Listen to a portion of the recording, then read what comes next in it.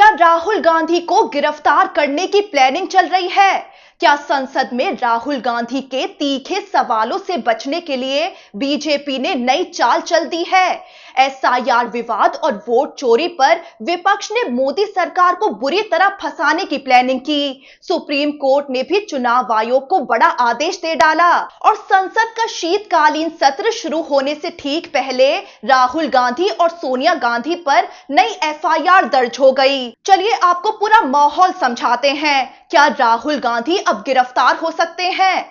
SIR और vote चोरी मुद्दे पर विपक्ष ने कैसे बीजेपी और चुनाव आयोग की मुश्किलें बढ़ा दी हैं और संसद में विपक्ष और मोदी सरकार की बहस में कौन ताकतवर साबित होगा? सबसे पहले आपको बताते हैं कि national Herald money laundering case में सोनिया गांधी और राहुल गांधी के खिलाफ नई एफआईआर दर्ज की गई है। ये एफआईआर ईडी की तरफ से की गई शिकायत के आधार पर दिल्ली पुलिस ने दर्ज की है। राहुल गांधी और सोनिया गांधी पर आपराधिक साजिश रचने का आरोप लगाया गया है, जो इस नेशनल हेराल्ड केस में एक महत्वपूर्ण मोड़ है।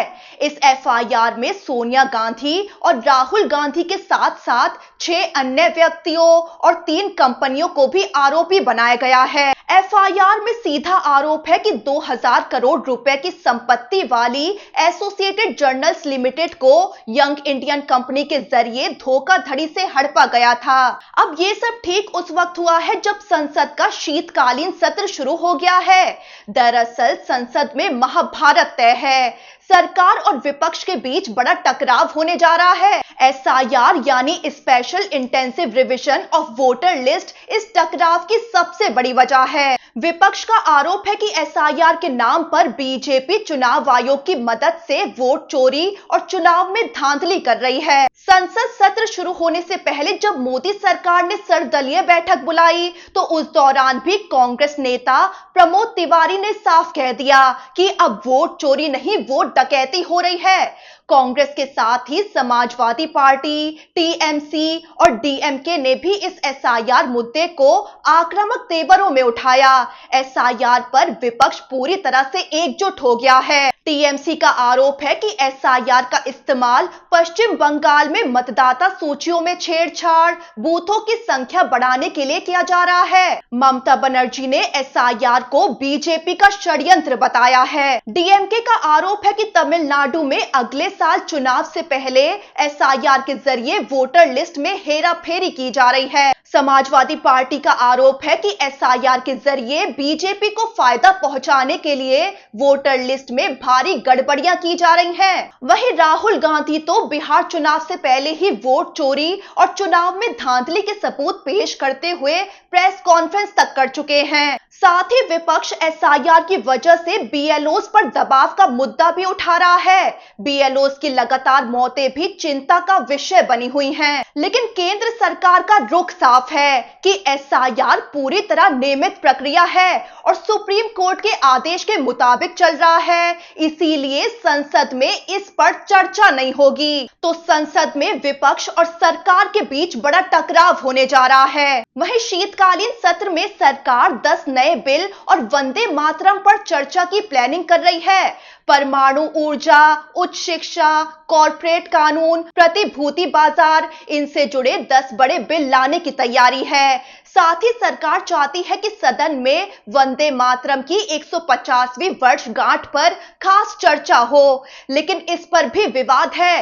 पीएम मोदी का आरोप है कि 1937 में कांग्रेस ने वंदे मातरम की कई पंक्तियां हटा दी थी। इससे विभाजन के बीज बोए गए थे। लेकिन कांग्रेस का जवाब है कि टैगोर की सिफारिश पर ये हटाए गए थे ताकि गीत की धर्मनिरपेक्षता बनी रहे, क्योंकि हटाई गई पंक्तियों में राष्ट्र को देवी देवताओं, दुर्गा, लक्ष्मी, सरस्वती के रूप में दर्शाया गया था। वहीं विपक्ष वोट चोरी और एसआईआर पर आक्रामक मोड में आ चुका है। बिहार विधानसभा चुनाव में मिली हार के बाद कांग्रेस अब इस मुद्दे को राष्ट्रीय स्तर पर वोट चोरी का खुलासा बनाने वाली है।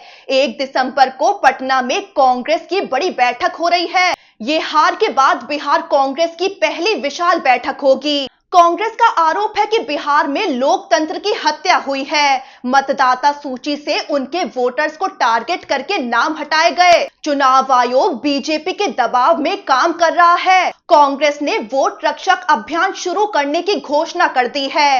इस अभियान के तहत हर बूथ पर कांग्रेस अपना बीएलए नियुक्त करेगी। 4 दिसंबर को जब नई वोटर लिस्ट जारी होगी तो ये बीएलए हर बूथ, हर वार्ड की बारीकी से जांच करेगा, हटाए गए नामों को ट्रैक करेगा और प्रशासन पर दबाव बनाएगा। कांग्रेस का कहना है कि हम हर उस नागरिक के साथ खड़े हैं जिसका नाम गलत तरीके से हटाया गया है। वोट रक्षक अभियान के तहत दिल्ली में 14 दिसंबर को कांग्रेस बड़ी रैली करेगी, जिसमें बिहार से हजारों कार्यकर्ताओं को लाने का भी लक्ष्य है और बिहार में हुई वोट चोरी और एसआईआर के जरिए की जा रही धांधली का खुलासा करने का दावा है। वहीं आपको ये भी बता दें कि एसआईआर विवाद सुप्रीम कोर्ट में भी गरमाया हुआ है। कोर्ट ने तमिलनाडु, केरल, पश्चिम बंगाल, बिहार और पुडुचेरी इन सभी राज्यों की याचिकाओं पर एक साथ सुनवाई की थी, जिसमें सुप्रीम कोर्ट ने चुनाव आयोग को सख्त आदेश भी दे दिए थे।